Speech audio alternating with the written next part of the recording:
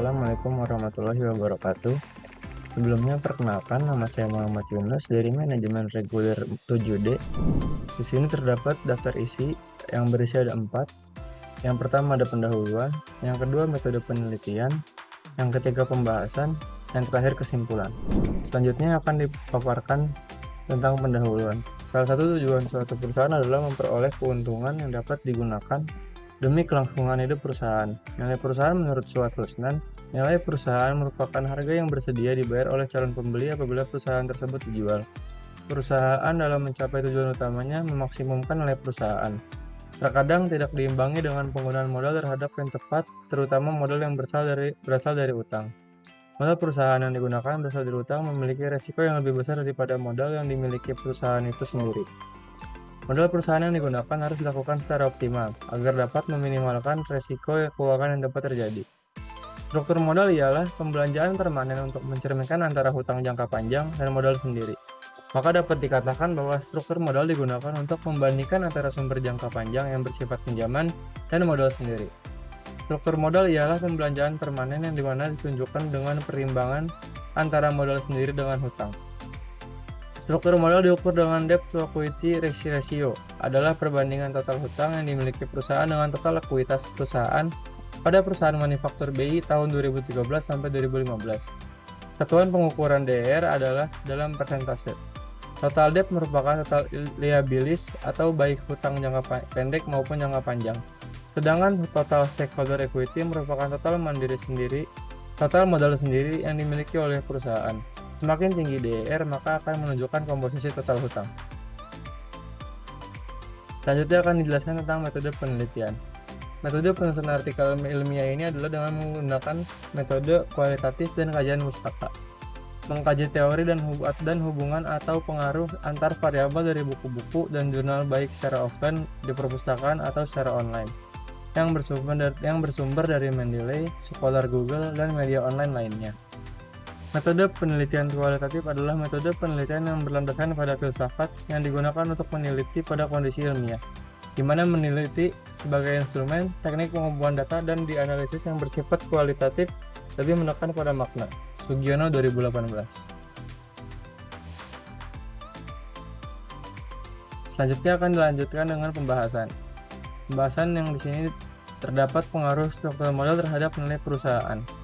Penelitian LPSARI 2019 menyatakan bahwa struktur modal ini berpengaruh signifikan dan koefisiennya bernilai negatif terhadap variabel dependennya, yaitu nilai perusahaan.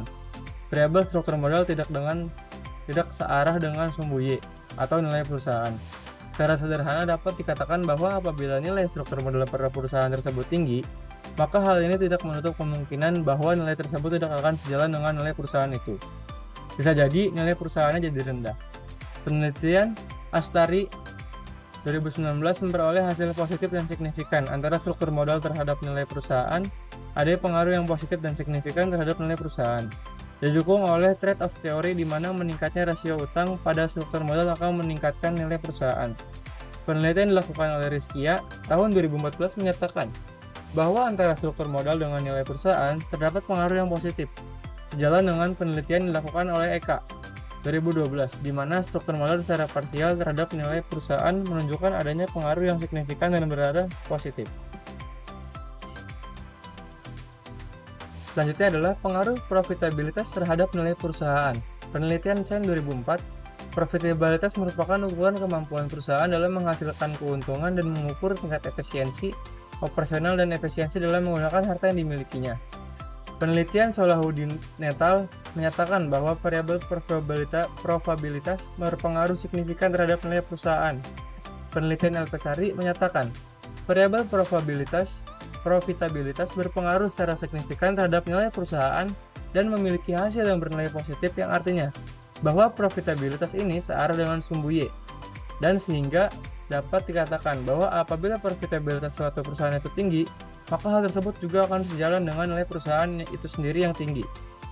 Penelitian Nurnaningsi dan Herawati tahun 2019, perusahaan yang memiliki nilai profitabilitas tinggi menunjukkan kinerja yang baik, sehingga dianggap mampu memberikan keuntungan yang tinggi pula bagi investor.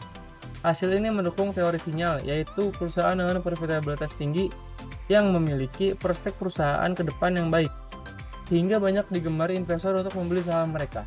Laila tahun 2021.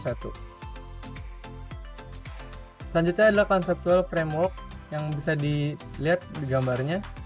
Berdasarkan kajian teori dan review hasil dari artikel yang relevan, serta gambar dari conceptual framework, maka struktur modal dan profitabilitas dan kinerja keuangan secara parsial dan simultan berpengaruh terhadap nilai perusahaan. Selain dari 3 variabel di atas, masih banyak lagi variabel yang mempengaruhi nilai perusahaan. Menurut Ramadhani 2020, bahwasannya profitabilitas, ukuran perusahaan, dan kebijakan dividen mempunyai peranan penting terhadap nilai perusahaan. Berdasarkan hasil penelitian dari Salahuddin tahun 2020, profitabilitas dan kebijakan dividen berpengaruh signifikan terhadap nilai perusahaan, sedangkan leverage tidak berpengaruh signifikan terhadap nilai perusahaan. Selanjutnya ada kesimpulan. Berdasarkan beberapa gagasan akademik pada jurnal dan artikel atas penelitian yang relevan pada pembahasan, maka dirumuskan hipotesis untuk riset selanjutnya. Yang pertama, struktur modal dengan indikator debt to equity ratio berpengaruh terhadap nilai perusahaan. Yang kedua, profitabilitas dengan menggunakan indikator net profit margin berpengaruh terhadap nilai perusahaan. Sekian dari saya, kurang lebihnya mohon maaf. Wabillahi taufiq wal hidayah. Wassalamualaikum warahmatullahi wabarakatuh. Anjing lu semua. Buset, kesel, kesel, kesel, kesel.